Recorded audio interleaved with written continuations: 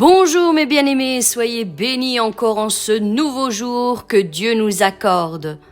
Avant de commencer notre méditation du jour, j'aimerais vous rappeler juste un instant de ne pas oublier de vous abonner à la chaîne, de mettre un pouce bleu, un commentaire et de partager autour de vous pour qu'un plus grand nombre soit béni. J'aimerais aussi vous rappeler que vous pourrez trouver toutes les informations pour nous contacter ou pour soutenir notre ministère en description sous la vidéo. Et comme vous pouvez le constater, aussi sur le bandeau déroulant qui défile en cet instant tout au long de la vidéo. Et maintenant, nous allons nous laisser conduire par le pasteur dans la méditation du jour. Soyez encore puissamment bénis, mes bien-aimés. Bonjour mon frère, bonjour ma sœur. Aujourd'hui nous sommes le 20 novembre. Ah, nous avons changé. Vous attendiez que je le dise, mais j'ai déjà fait activer Karine. Et oui, nous sommes complémentaires l'un de l'autre, mes bien-aimés. Je crois que vous l'avez compris depuis que vous nous suivez. Nous aimons partager chaque chose ensemble. Jean chapitre 4, au verset 52 à 53 nous dit: Il, donc concernant le Père, leur demanda à quelle heure il s'était trouvé mieux, ou d'autres versions disent avait commencé à se trouver mieux. Et ils lui dirent: Hier, à la 7e heure, la fièvre l'a quitté. Le Père reconnut que c'était à cette heure-là que Jésus lui avait dit: Ton fils vit. Et le titre de la méditation d'aujourd'hui est: Vous pouvez commencer à vous sentir mieux. Je veux vous parler à nouveau de la dame qui vint en ambulance à une réunion que j'animais en Californie. Comme je le disais, elle avait une infirmière spécialisée avec elle. Je n'avais jamais vu autant d'appareils médicaux dans un culte.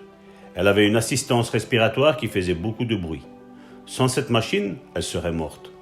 Pendant que j'imposais les mains aux gens, je m'approchais de cette dame, je demandais à l'infirmière: « Peut-elle entendre et comprendre ce que l'on dit ?»« Oui, me dit-elle. Elle peut comprendre. Elle ne peut pas dire grand-chose, mais elle peut comprendre. » Je me penchai près de son oreille, tant la machine faisait du bruit. « Je vais vous imposer les mains, lui expliquai-je. Avez-vous entendu ce que j'ai dit pendant le culte ?» Elle ne dit rien, mais hocha de la tête. « Quand je vais vous imposer les mains, repris-je, la puissance de Dieu va entrer en vous. » En lui imposant les mains, je pouvais ressentir cette puissance pénétrer en elle. Je pouvais sentir cette chaleur sortir de mes mains et entrer dans son corps. Je lui demandai si elle la ressentait. « Oui, je la ressens, murmura-t-elle. »« Ça y est alors, je dis. » Elle ne semblait pas aller mieux. Son état ne s'était pas amélioré.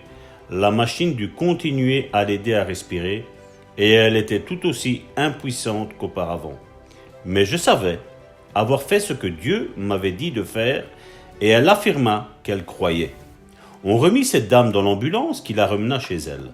Le lendemain, elle revint, sembla se porter un peu mieux et être un peu plus éveillée. Le 3e jour, on lui retira l'assistance respiratoire et elle était assise dans le lit.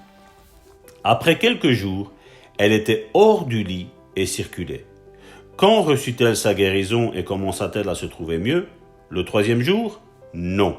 Elle commença à aller mieux à cette heure-là, à partir du moment où je lui imposai les mains et où elle reçut par la foi la puissance de la guérison de Dieu.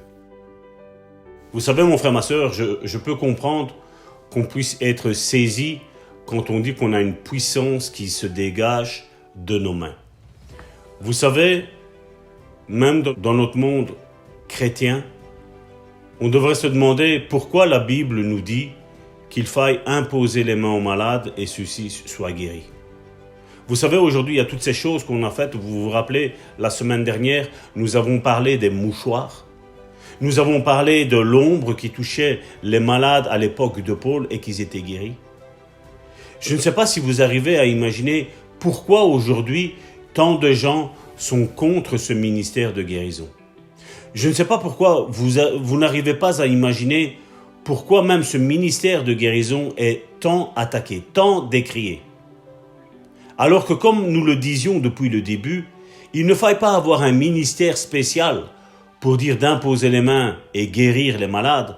Il nous suffit juste de croire. Jésus nous l'a dit. Voici les signes qui accompagneront ceux qui auront cru. Vous le trouvez dans Marc chapitre 16 à partir du verset 17.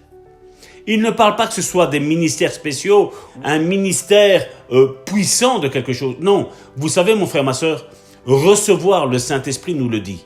Jésus nous l'a dit, Jésus nous l'a écrit, Jésus nous l'a confessé, Jésus nous a révélé, mon frère, ma sœur, que quand le Saint-Esprit viendra sur nous, il dit vous recevrez une puissance. Amen. Le Saint-Esprit n'est pas un fluide, le Saint-Esprit est la troisième personne de la Trinité. Mais ce n'est pas une puissance comme un fluide, c'est une personne qui est puissante. Le Saint-Esprit est une personne qui est mandatée par le Père, qui est mandatée par Jésus-Christ, le Fils, pour accomplir des tâches puissantes. C'est pour ça que quand nous lisons les évangiles, mon frère, ma sœur, ou même l'Ancien Testament, mon frère, ma sœur, nous voyons qu'il y a eu des actes prodigieux qui ont été faits. Et ça a toujours été l'œuvre du Saint-Esprit. Amen. Ce Saint-Esprit qui est en nous, mon frère, ma sœur, non seulement il nous révèle les choses à venir, mon frère, ma sœur, mais il est aussi là en pleine activité dans ta vie, dans ma vie, mon frère, ma sœur, pour exercer une puissance vis-à-vis d'autrui, mon frère, ma sœur. Et peut-être tu n'as pas ta guérison, mon frère, ma sœur, parce que peut-être il y a un frère ou une sœur qui est à côté de toi et qui est spirituellement endormi, mon frère, ma sœur. Peut-être ce frère-là, cette sœur-là, mon frère, ma sœur, doit t'imposer les mains pour que tu sois guéri. Et c'est pour ça que nous demandons quoi, mon frère, ma sœur?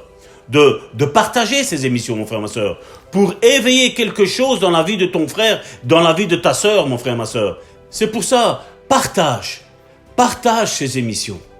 Donne-les à tout ton entourage, qu'il soit croyant, qu'il ne soit pas croyant, mon frère, ma sœur.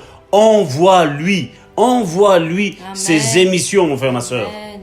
Parce qu'il doit se réveiller. Il y a une personne qui est à côté de toi qui doit se réveiller. Il y a une personne qui est à côté de toi qui doit t'imposer les mains pour ta maladie, mon frère, ma sœur. Nous le voyons, il y a des frères et des sœurs qui se déplacent de l'étranger pour venir à l'église, pour qu'on prie pour eux, pour qu'on soit avec eux, mon frère, ma sœur. Pourquoi? Parce qu'il n'y a pas de personnes à l'entourage d'eux qui ont cette révélation qu'il suffit juste de croire, d'imposer les mains et que tu sois guéri, mon frère, ma sœur.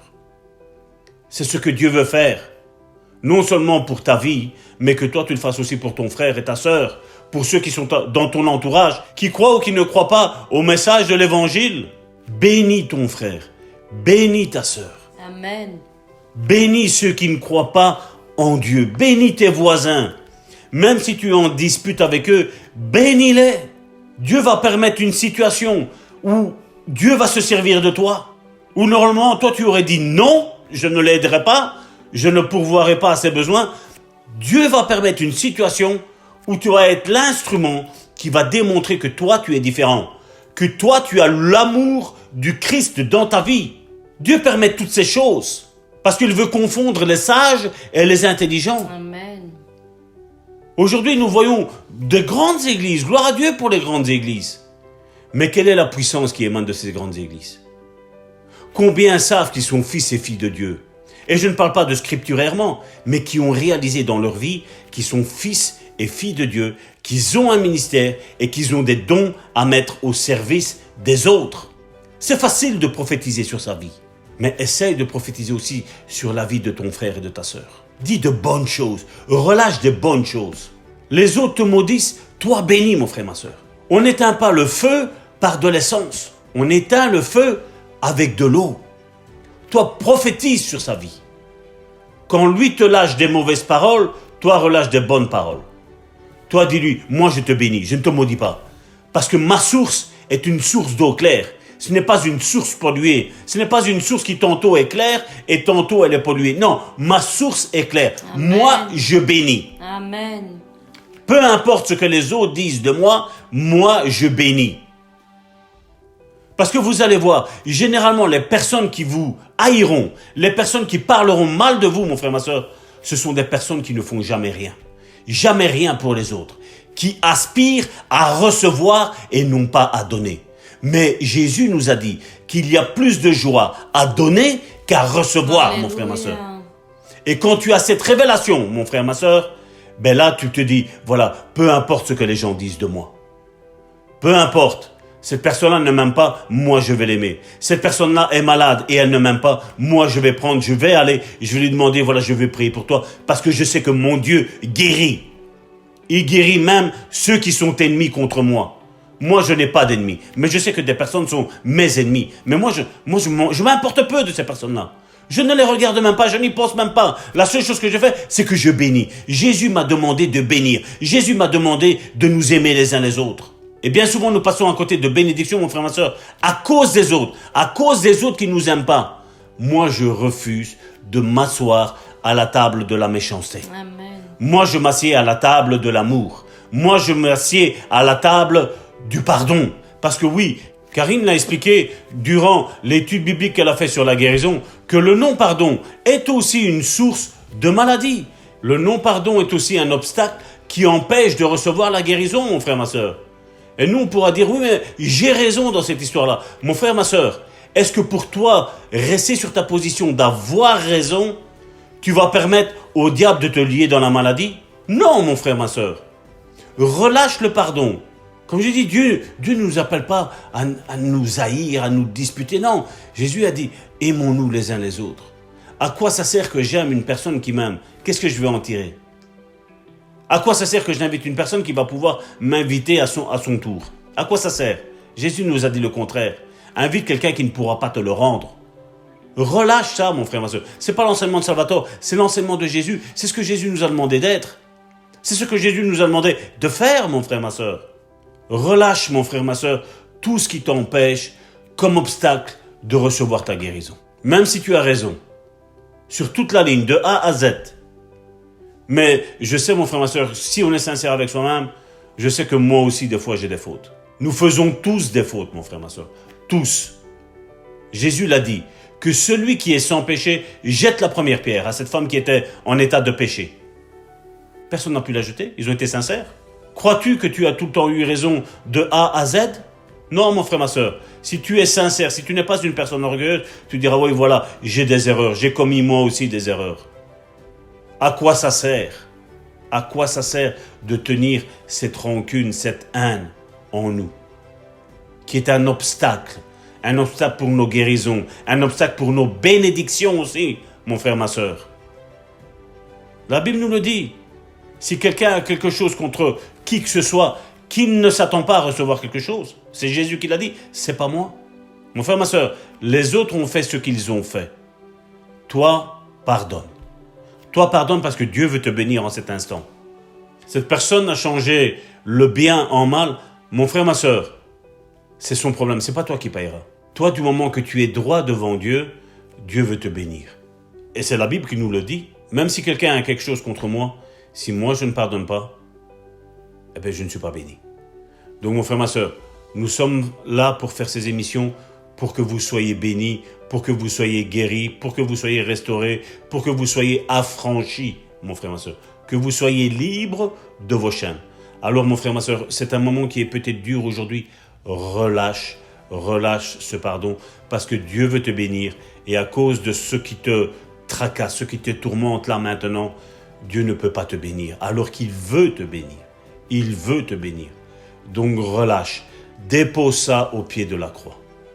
Dieu ne te demande pas de manger nuit et jour avec ton ennemi, Dieu te demande juste de libérer ton cœur, libérer ces chaînes qui te tiennent enfermé dans un esclavage, mon frère, ma soeur. Relâche ce pardon, relâche l'amour, mon frère, ma soeur. Relâche, laisse pénétrer ces paroles en toi et réécoute encore cette méditation encore aujourd'hui et laisse-la pénétrer ton cœur, mon frère, ma soeur. Laisse-la aujourd'hui imbiber ton cœur. Laisse-toi baptiser par cette parole au nom de Jésus. Amen. Vous pouvez commencer à vous sentir mieux. Voilà quel est le titre de cette méditation aujourd'hui et je veux le répéter encore une fois. Vous pouvez commencer dès à présent à vous sentir mieux. Parce que je sais que Dieu travaille au fur et à mesure que le pasteur ou moi-même nous parlons et relâchons des choses dans vos vies. Je sais que Dieu travaille en collaboration avec nous. Il atteste sa parole dans vos cœurs. Il atteste sa parole par son Saint-Esprit. C'est lui qui vous convainc. Ce n'est pas nos paroles, mais c'est l'Esprit Saint qui vous convainc que la vérité a été relâchée. Et nous le savons, il y a bien des obstacles qui peuvent nous empêcher d'être guéris, de recevoir notre guérison. Et si nous sommes ici avec vous encore aujourd'hui, c'est justement pour que nous puissions localiser ces obstacles et les briser par la parole de l'Éternel. Oui, ils sont nombreux ces obstacles et le non-pardon en fait partie. Malheureusement, le non-pardon en fait partie. Et beaucoup de frères et sœurs sont emprisonnés dans cet obstacle et n'arrivent pas à recevoir leur propre guérison parce qu'ils s'obstinent à rester amers dans leur cœur envers certaines personnes qui leur ont fait du mal. Nous ne sommes pas ici pour vous dire que tout ce qu'on vous fait est facile à pardonner. Non, nous savons combien certaines choses sont difficiles à pardonner. Mais nous devons aussi reconnaître que l'Éternel est celui qui nous guérit, qui nous console, qui soigne nos blessures. Il est là pour guérir les cœurs qui ont été brisés. C'est lui qui fait cette œuvre. Et quand nous nous mettons à part, nous devons non seulement lui exposer nos problèmes, c'est vrai, mais nous devons aussi prendre un temps pour nous laisser guérir par sa présence, laisser guérir toutes les blessures que nous avons dans notre cœur, afin que notre cœur devienne un terrain favorable pour recevoir la parole de l'Éternel. Un terrain où il n'y a ni amertume, ni haine, ni ressentiment. C'est un tel terrain qui produira du bon fruit pour que la parole de l'Éternel puisse germer, pour que votre guérison puisse germer, mes bien-aimés. Alors oui, le non-pardon est un obstacle. Et il y a aussi l'obstacle de la non-repentance. Quand vous péchez, mes bien-aimés, gardez à l'esprit qu'il faut toujours avoir une repentance face à nos péchés. Il ne suffit pas juste de demander un petit pardon dans nos prières vite fait, mais bien de se pencher devant la face de Dieu et lui demander amèrement pardon pour le péché que nous avons commis, pour cette chute que nous avons faite. Et bien sûr, ne plus recommencer.